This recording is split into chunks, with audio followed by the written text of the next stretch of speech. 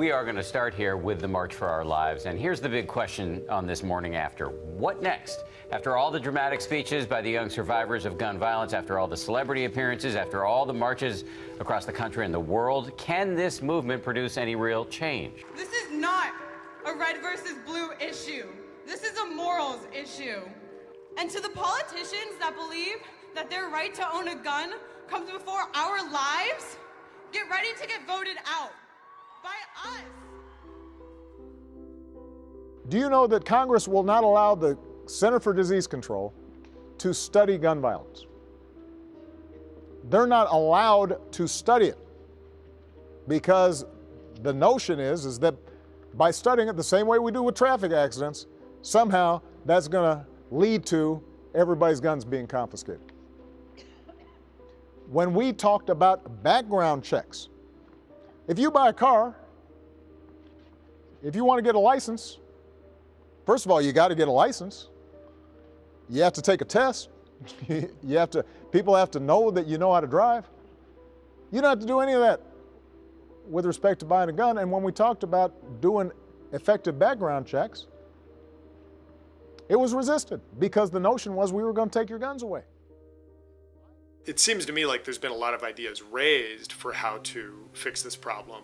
It seems to me like the issue is more that we can't get them put into place. It's not for a lack of ideas. My name is Mike Franz, and I'm the government and economics teacher as well as the psychology teacher at Headwaters High School. The idea of arming teachers, educators don't want to think about the students or potential students as targets. Guns in educational situations are just contrary to everything that true educators believe, that we want to create spaces of safety and trust and openness and risk, and hardening schools and turning them more prison-like is just grim. It's grim to think about. I hope that there's massive resistance to it. We have an epidemic of gun violence in this country, and the logic that more guns is going to make us safe is just sick. So there's a bar shooting, so everyone should be armed in bars. There's a shooting in church, everyone should be, armed in church. There's a shooting in a movie theater. It makes no sense. Fear sells guns. But more guns just means more violence. My name is Mia Carter. I'm a English professor at the University of Texas. I teach modernism, mostly British and European. I also teach European and world cinema. I've been at UT since 1991.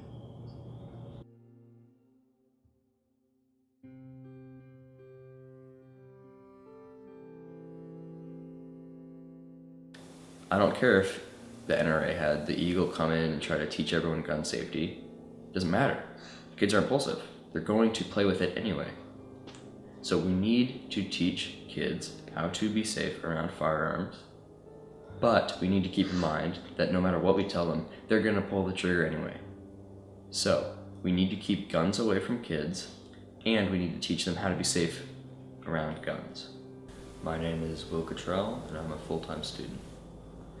I don't think that allowing more guns would reduce gun violence. If you look at developed countries around the world and the amount of guns in each nation versus the amount of gun violence, there's just a direct correlation. The more guns you have in a country, the more gun violence there's going to be. There is an argument that more guns will make less violence because people are kind of afraid of the other people with guns, but the evidence so far just seems to suggest the opposite. The more guns you have out there, the more violence there's going to be, pretty straight across the board.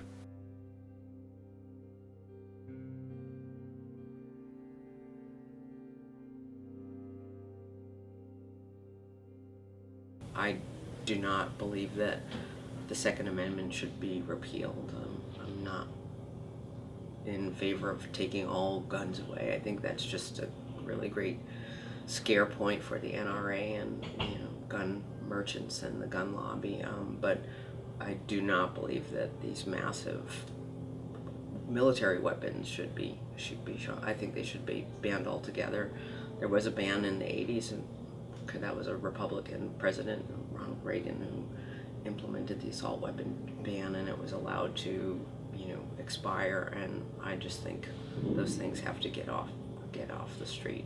I want stricter gun control, but I also believe that it's every American's right to own a firearm, and I think that there are many responsible gun owners out there who gun control would affect unfairly, but I also think that there are a lot of people who are in danger or have been in danger that shouldn't be in danger because of guns. And I think that we need the stricter gun control to make everyone safer. In terms of gun rights, I mentioned this a little earlier, but most guns will never be used in a violent act against another human. You know, the vast majority of gun owners are extremely responsible with their guns, and they believe that they have a right to own those guns. Another argument in favor of gun control that I don't necessarily stand on this side, but it's an argument that's often made, is that it's a check against the government. And that might seem ridiculous to us right now. I don't see the government, even in this day and age, coming beating down our doors and overthrowing us anytime soon, but I do know that some people think that, who knows, maybe that could happen someday, and if a citizenry is armed, they're going to be better able to prevent an extremely oppressive government from taking them over.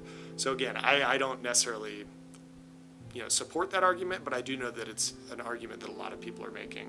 And who knows what the world's going to look like in 200 years. Maybe having guns in every household could be what saves an oppressive government from taking over country, but I don't know. That's maybe a little bit of a tough pill for me to swallow. There's a saying that one of my colleagues said. She grew up in the hinterlands of Canada, and it's like, yeah, don't bring your guns to town, right? And that a lot of responsible gun owners used guns for protecting their households or for defending themselves from animals on their farms or having to put animals down. But it was just common sense for a generation of gun owners that you don't take your gun with you because situations happen and you can lose your temper, and you don't take your guns to town because you generally don't need them.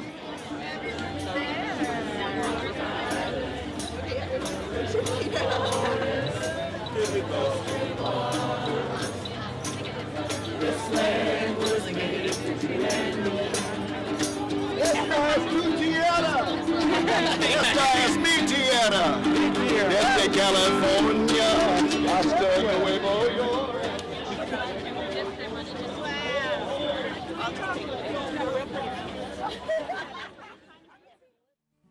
This land is your land.